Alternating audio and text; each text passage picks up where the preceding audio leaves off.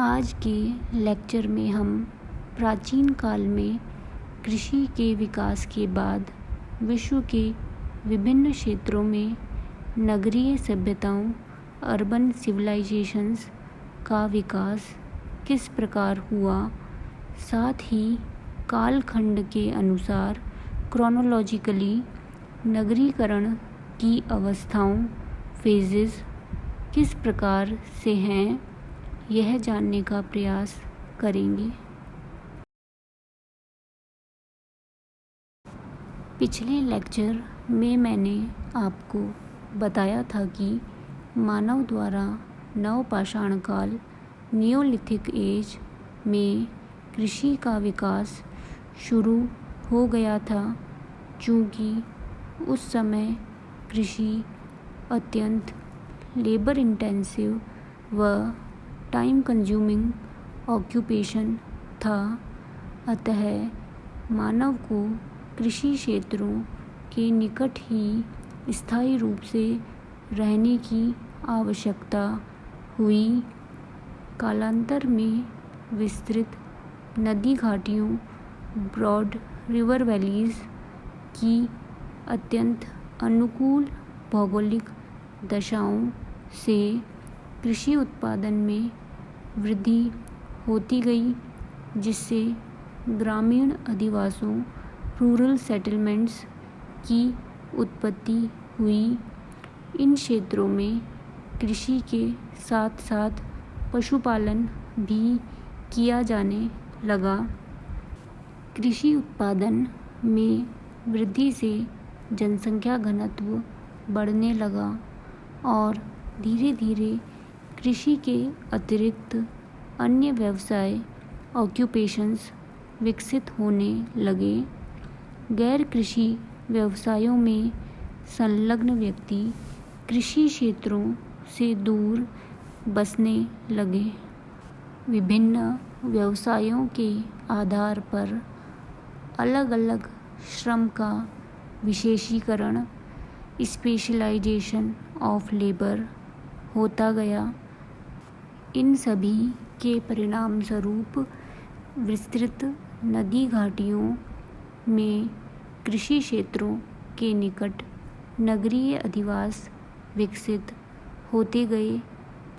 इस प्रकार कृषि के विकास ने नगरीय विकास की नींव बनाई।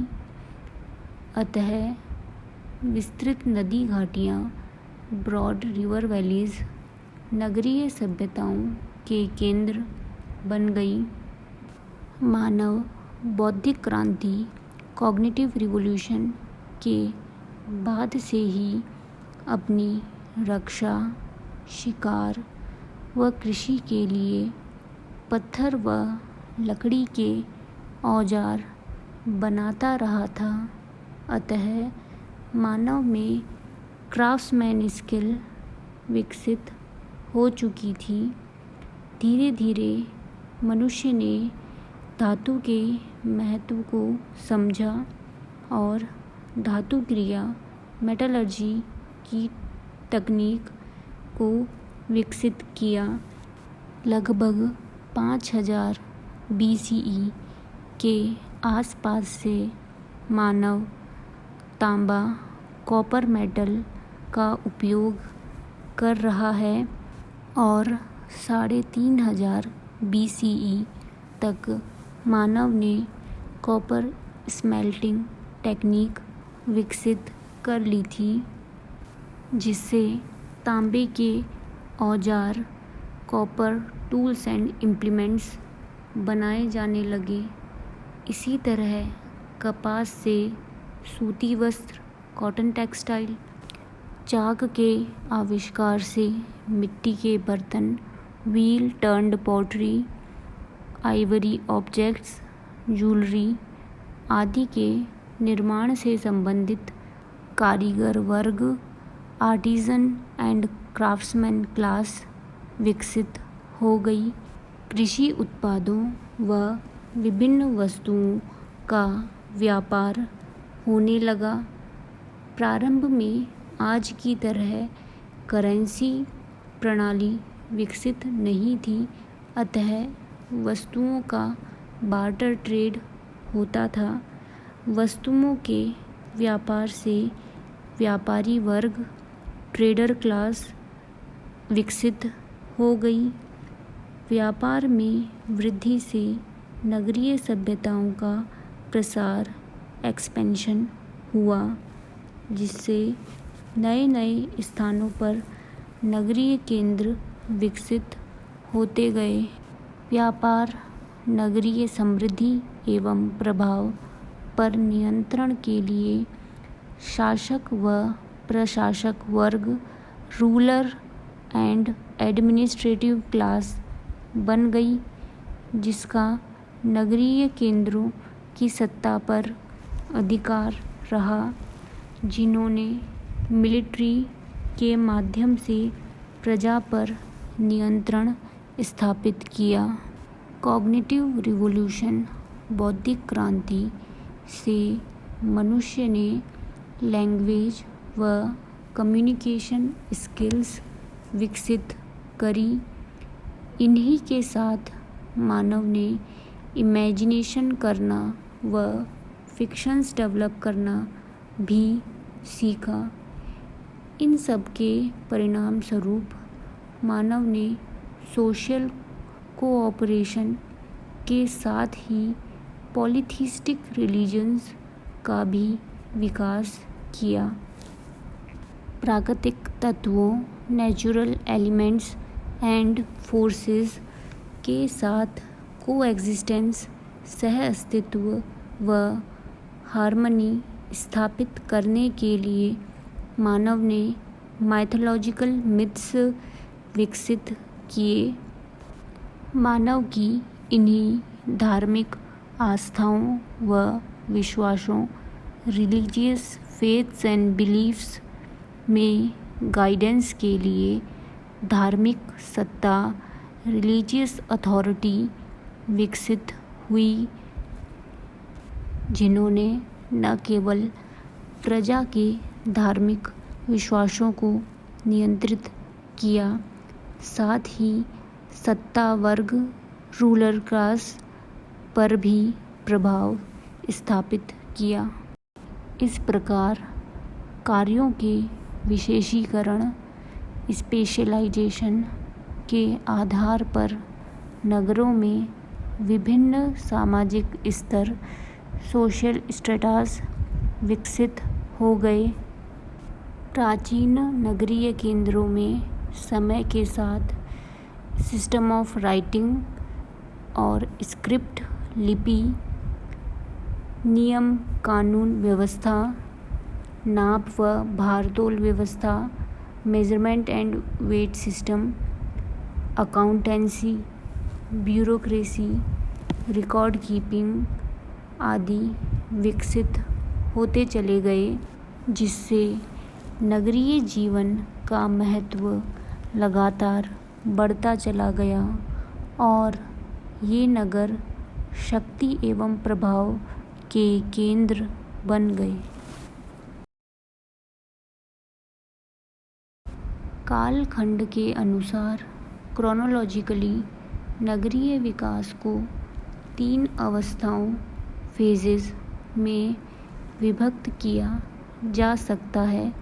नगरीकरण की ये अवस्थाएं हैं: प्राचीन काल में नगरीकरण, अर्बेनाइजेशन इन एंशिएंट पीरियड, मध्यकाल में नगरीकरण, अर्बेनाइजेशन इन मिडिवल पीरियड व आधुनिक काल में नगरीकरण, अर्बेनाइजेशन इन मॉडर्न पीरियड।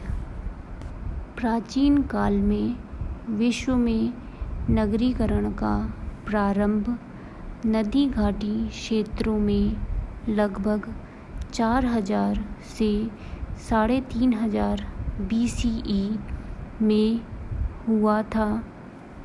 हालांकि कुछ साइट्स से इनसे पहले के भी नगरीकरण के एविडेंस मिलते हैं। प्राचीनकालीन नगरीकरण का यह काल अपने प्रारंभ से लेकर लगभग 500 CE के मध्य रहा है। यह समय मानवीय सभ्यता व संस्कृति की उत्पत्ति व उत्थान का था, क्योंकि इससे पूर्व मानवीय जीवन पद्धति आदिम प्रकार प्रिमिटिव टाइप की थी। अतः प्राचीन काल में नगरीकरण निश्चित रूप से सांस्कृतिक प्रक्रिया रही।